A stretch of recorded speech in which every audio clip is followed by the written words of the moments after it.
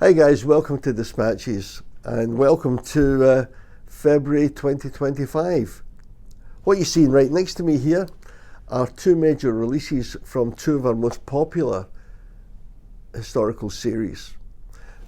The one right here, of course, is the Africa Corps, which is part of the North African series that we've been doing for many years now and goes way back to the late 1990s and even into the early 2000s. And right in the heart of all of it are two Tiger tanks. Now, anyone familiar with King Country's fighting vehicles over the years will probably remember that the last Tiger tank we produced in Africa Corps colours was all the way back in 2007. Well, we felt the time was right to come up with a brand new version. And of course, this new version is one of the, or two of, the all metal, all singing, all dancing fighting vehicles that we've been doing for the last 2 years, with movable tracks, moving wheels obviously, full suspension, opening hatches, and lots of other great detail. Now, let me give you a little bit of history background to the tanks that we're portraying. The situation in late 1942 was looking very bleak for the Africa Corps, and the reason for that was on November 7th, 1942, an Anglo-American force had landed in Morocco and Algeria with the view of opening up a second front on the North African battlefield. And that was basically an American-led Allied force of about 3/4 of the troops were American, 1/4 were British. So they started to advance on the Africa Corps from the west. At the same time, on the east, the British 8th Army was also advancing, especially following the victory at El Alamein in late 1942. So the Germans were, or the Africa Corps I should say, was being squeezed from both sides. And obviously Hitler in Berlin decided that he had to send reinforcements. So as he was sending troops, German troops from Italy and Sicily along with their equipment into North Africa, he also decided to send some of the relatively new Tiger tanks that he hoped would help swing the balance of the battle there. The problem was they didn't have enough. They only sent in the region of 31 of the new Tiger tanks to Africa, and they'd made some amendments to those Tigers that they had sent. And in fact, when you see our models up close, you'll see especially on the rear parts of the tanks, lots of changes from the other Tiger tanks that were produced over the last 2 years that make them substantially different from the previous ones. And those changes included things like the box on the back of the turret where they could store their equipment, different design again. They even placed the headlights on the front of the tank in different positions, and especially what they did with the engine exhausts and all of that. So take a closer look at those when you see the detail. Now, I mentioned the fact they only sent 31 Tiger tanks to North Africa. Well, they arrived in very late November and almost immediately were rushed to the front, and they were distributed among three independent tank companies, three heavy tank companies they called them, that were operating there. But there was only really 9 Tigers going to each of these companies, and they were all part of the 10th Panzer Division. Now, the tanks themselves had an incredible rate of victory over the Allied tanks. They reckoned that 150 Allied tanks were destroyed by just 9 Tigers during different encounters that they actually had on a face-to-face basis. And of course the Tigers' powerful 88mm gun made all the difference. However, the problem was there really simply wasn't enough to make an overall difference to the conflict itself. And the other great thing that they discovered was where they were fighting was primarily in Tunisia.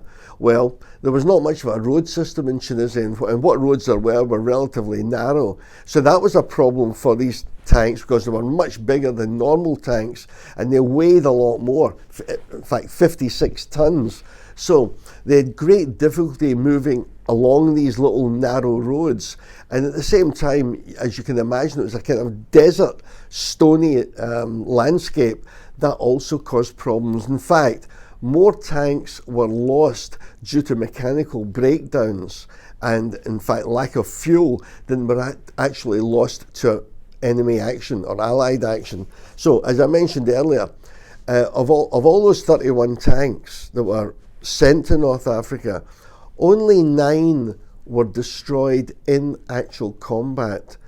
The remainder were lost to mechanical problems, mechanical breakdowns, and lack of fuel. However, they did have a major effect on Allied tank crews, who of course didn't, their guns and their tanks didn't have the capacity to break through the Tiger's really thick armour.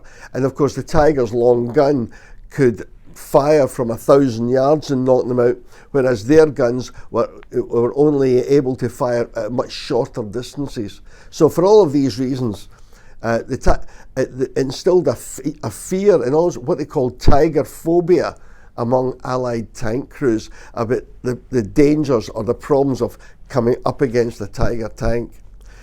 But we still thought, because of the importance of the Tiger, that it deserved to be seen in Afrika Korps colours, and made many requests from collectors for an Afrika Korps Tiger. So here you have it. But to back up this Tiger release, we also have a whole number of additional Afrika Korps figures. Now again, over the last few months we've released quite a few different Afrika Korps figures. But here what we've got are things like a 4-figure set of tank riders in varying positions. We've even got a little set of 2 Afrika Korps mechanics. We've got other figures carrying fuel and water, and we've even got another single tank rider guy on the back of this one, plus 2 sitting tankers. Now, each of these Tiger tanks comes with 3 original figures. As I say, we're doing 2 differently numbered Tigers from 2 different heavy tank companies, but we also know that the Tiger tanks themselves had a crew of 5. Now we're only providing 3 with each tank, so for those guys that want to make up a complete crew, there's 2 sitting Tiger tank crew figures. Very useful to have. And again, I know he's released earlier, but we thought we'd give him a little plug. Of course, we've got the Afrika Korps' most famous leader, Erwin Rommel, and as you can see, we have him in 2 different uniforms, and in this case over here, accompanied by some officers. So all of these ones are coming out in February, and of course a couple are already released, but we just thought you'd give you another look. And just in case you're wondering, some of our desert palm trees that we've got here in the background to set the scene. So let's jump from the war in North Africa to Napoleonic times. And I'd mentioned this before when I was in Europe in November and December. I told a lot of the collectors there that we were bringing out a whole raft of new, brand new in-action Napoleonic line infantry, and that's what you see here. This is just the first installment, and this installment is 12 different figures from the 3rd Battalion of the 3rd Regiment of Line Infantry from Napoleon's army. And again, the period that the uniforms represent are from about 1805 to 1812. All of these action figures, very dynamic, very colourful, and they're going to be joined in April, I believe, in fact I'm sure, by a mounted French officer of the regiment and 7 more infantry figures, and there may even be some coming after that.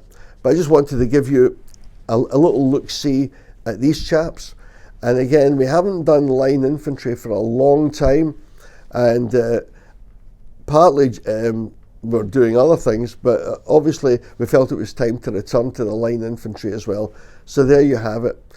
So not a lot of releases for this month, but I think in their own way, all very colourful and all tell a very interesting story. So I hope you find something for you, and I should also recommend to have a closer look when Dispatches is released about our retirements. I don't think there's many figures being retired, but there's some great vehicles and even a couple of landing craft that are being retired. So if you haven't got any of those items, check them out in Dispatches, and I hope you find something. And as we always say, even if there's nothing this month, I'll be sure there'll be something for you in coming months. So on that cheerful note, I'll leave it for you for the moment. I'll let you have a closer look at everything, and I'll see you next month. Cheers.